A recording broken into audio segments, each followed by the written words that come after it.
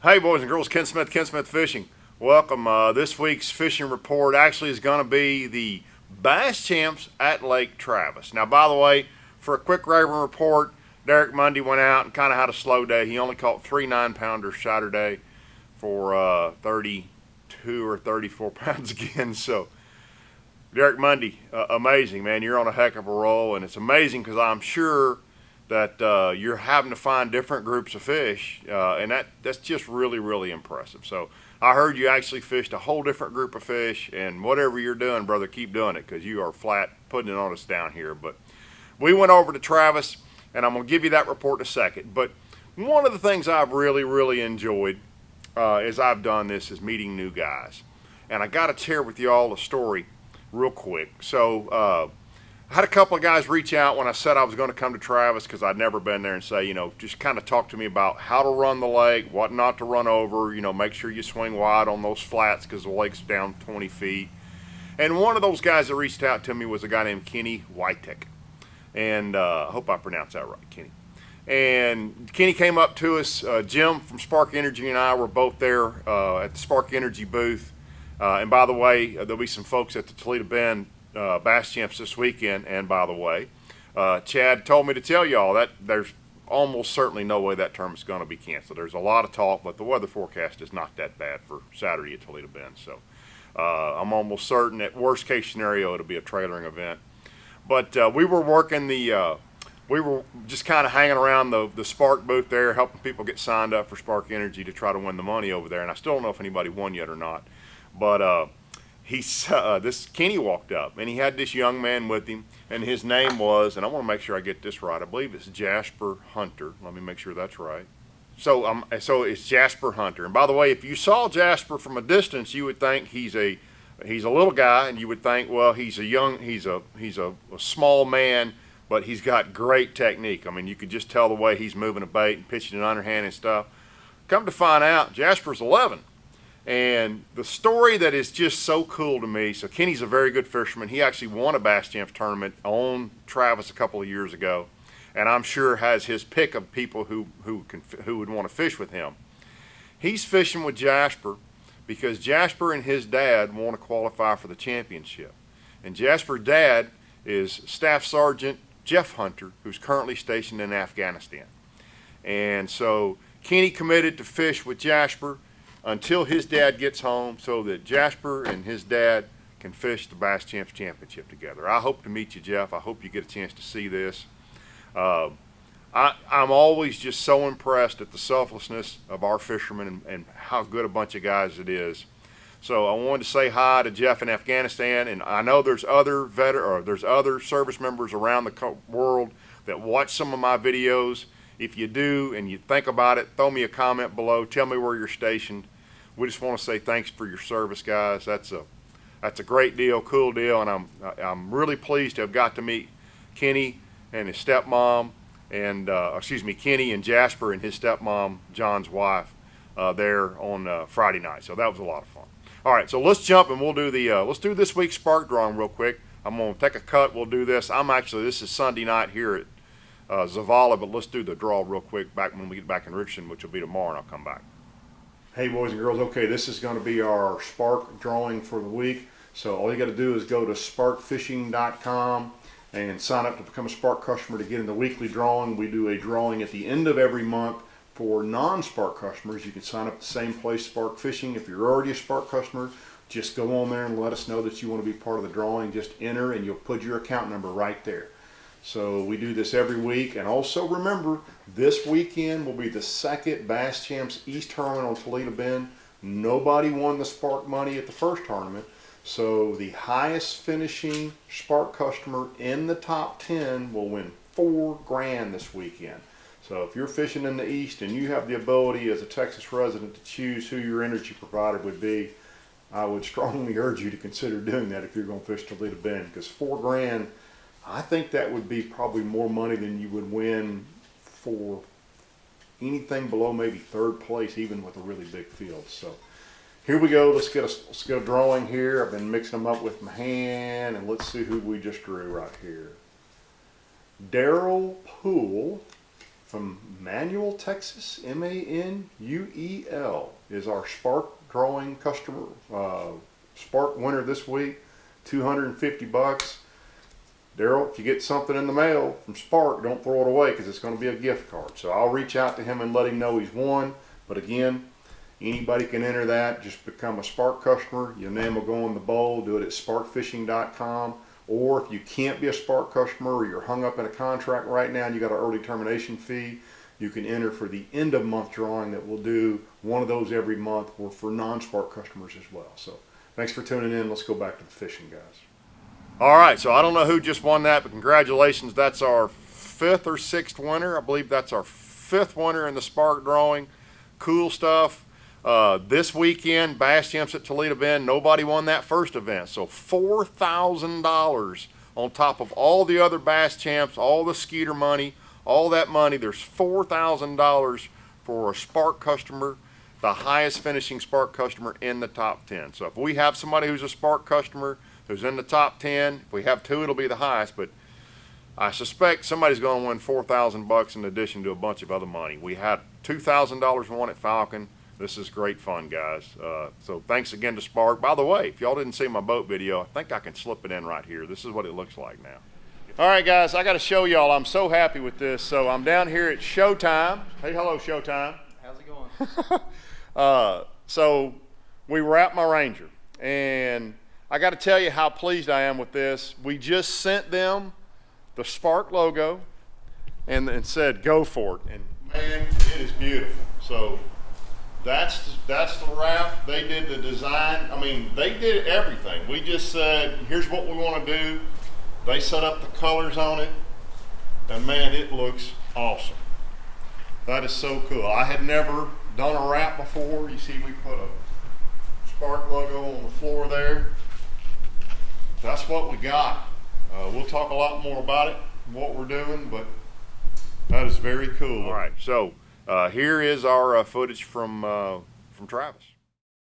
Okay, guys, so actually Jim and I shot an intro, but there's a lot of wind noise, and I'm just going to show you some beautiful scenery from Travis, and then I'll take you to the rest of the close. So neither one of us had ever been on the lake. This is actually Jim's first bass tournament ever. So Jim is with Spark Energy. He's the guy who approached me originally about doing this deal and helping the fishermen out. So super guy.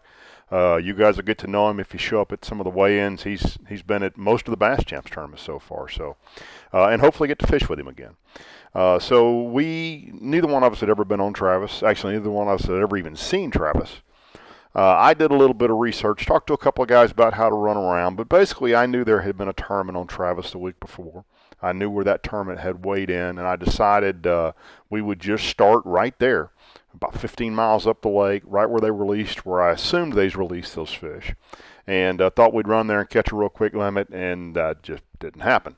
So I told Jim, I said, let's just keep running up the river, up the lake, I guess, and we'll stop every 5 miles until we start catching fish. And that's basically what we did. We just went 15 miles, and then about 5 miles, and about 4 miles, and about 5 miles. And truthfully, I wish I had had just a tiny bit of knowledge before I started this tournament. Because when we finally got up to where the water had color to it. So where you're looking at right here, you can probably see the bottom in 12, 15 feet of water. And number one, I'm not terribly comfortable fishing in that kind of water. And I'm not a drop shotter. You can see I'm throwing a bunch of different stuff through here, through an A-rig quite a bit. But when we finally got up to that off-color water, started getting bites. And actually, my first bite of the day, I'll show you what happened right here. I felt like a later draw was probably better than an earlier one. Almost always is this time of year, unless you're on a big group of deep fish. God, fish just ate my bait. Sitting on top of the water. A fish just bowled on my bait. Sitting on. Does he have the bait? No. If he does, he ain't move with it because the line's still sitting there.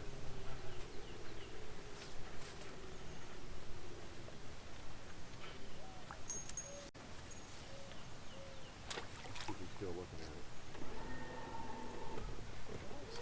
There he got it. That's beautiful. First bite, it's a keeper. It's gonna be on a fish that ate my bait during a backlash. I really hope I have good video footage of all this. So there's some guys that are good and there's some guys that are lucky. I fall in the lucky space. Hand me that. Let's net him. He ain't that big, but he's barely hooked. Poor guy, he's like, I'm gonna swing him, you just keep it under. There he comes. Look at there. I think you will. What's worse is he ate it and I kept picking the backlash out. I didn't even reel down on him. Oh, good golly. Maybe it's a topwater bite. Topwater bite, that's right. So we caught a couple more fish in that same area, mostly on that little crankbait, but it had already gotten close to noon, and we had, gosh, we had more than a 30-minute run back down, even without the rough water. So we started working our way back south, and as we worked our way back south, I pulled up. The wind come up pretty good. It was blowing really hard, and I pulled up on a point of a mouth of a little cove and fired an A-rig across there and caught one about 2 1/4. And so we thought, okay, well, now that's going to work. So we started jumping points, or not point, well, yeah, I guess points into pockets, if you will. So the main point going to the pocket, or the first point in those little pockets, throwing an A-rig, thinking we could repeat that. And we didn't. I caught another short fish on a worm. Actually, I maybe caught a couple of short fish on a worm, kind of on that same type of stuff.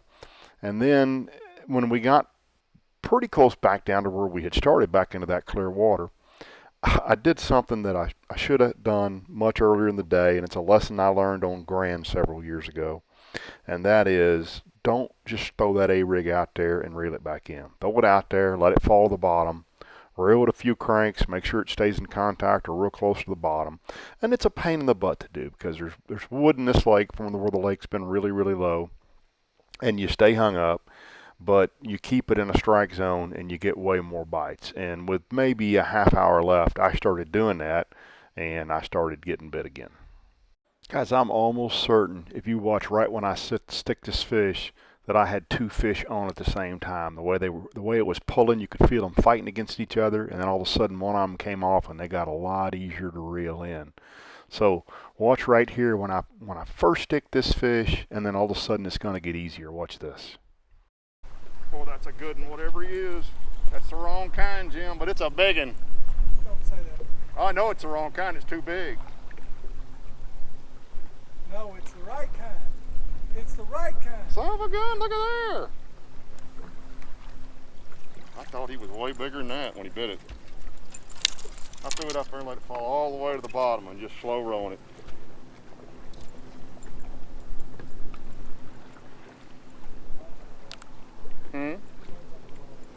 Look, look, look. Number 3.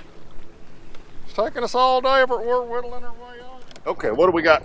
What do we got hidden in there? Our SD card was full, so. You know, and we caught, the 3 keepers we caught are all nice, solid little 2-pound keepers. So there's Una. Hold on. Here comes Dos. Uh-oh. So, I mean, they're nice little fish. Got a little black fin on him. And then this guy here. So we had 3, we didn't get 5. I really think, had we, oh, don't go back there.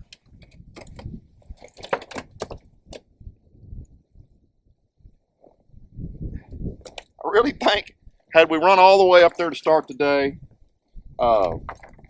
we probably could have struggled out a limit. I think there was a shallow bite up there in that dirtier water early in the day. And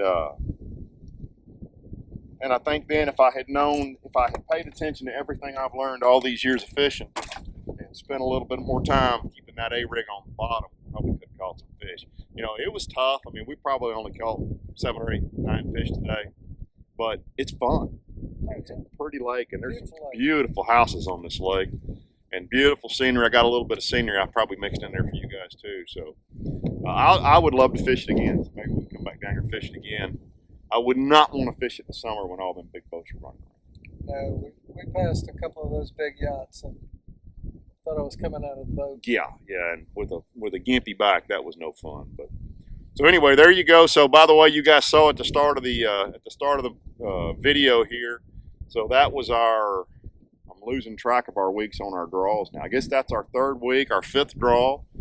We don't know. Right now we don't know, but somebody just won some money at the beginning of this video. So thank you for all y'all are doing. We're getting great feedback. Well, we're happy to do it. I do believe there's a lot of good folks in bass fishing, and I've got a teenage son that I'm trying to stay out of Houston, Texas on the weekends, and this is working. He's taking an interest, and I'm learning something new every time I come out with Ken Smith. It's been fun, yeah. So I've got a bunch of good stuff I'm gonna film this week. I told you guys about it. I tried to film it last Monday, but Chris got busy. But you'll see what I think is going to be some of the most interesting video I've shot. So we'll get that up later in the week. The ballistic is ready to be judged, and he told me he's turning a 29 pitch 82, 83, 84 miles an hour. So I got to get my back right before we go do that video, but we're going to do it. Clayton's nitro in, so we got some more boats to do coming up here. This ought to be a fun couple of weeks coming up, and the fishing's about to get really good too. So we'll be back over at Rayburn, actually Spark next weekend. Bass Champs Toledo Bend, $4,000 for the highest finishing, top 10 highest finishing Spark customer, because nobody won at the first one, so it's rolling to the second one.